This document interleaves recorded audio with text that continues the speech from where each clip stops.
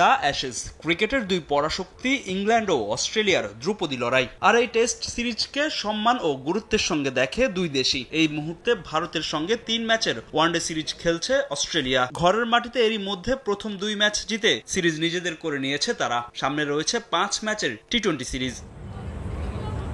তবে ভারতের সঙ্গে সিরিজের মাঝেও অস্ট্রেলিয়ান ক্রিকেট বোর্ডের সব চিন্তা অ্যাশেজকে ঘিরে, যার জন্য তৃতীয় ওয়ানডের আগে স্কোয়াডে এনেছে পরিবর্তন। মূলত লাল বলের প্রস্তুতির জন্য শেষ ওয়ানডের স্কোয়াড থেকে বাইরে রাখা হয়েছে গুরুত্বপূর্ণ ব্যাটার মার্নাস লাবুশেনকে। ডাকা হয়েছে জ্যাক এডওয়ার্ডস ও ম্যাথিউ কুইনেম্যানকে। নিউ সাউথ ওয়েলসের হয়ে খেলা পেস অলরাউন্ডার জ্যাক এডওয়ার্ডসের এখনো হয়নি আন্তর্জাতিক অভিষেক। আর প্রথম ওয়ানডের পর আবারও ডাকা হয়েছে বাঁহাতি স্পিনার কুইনেম্যানকে।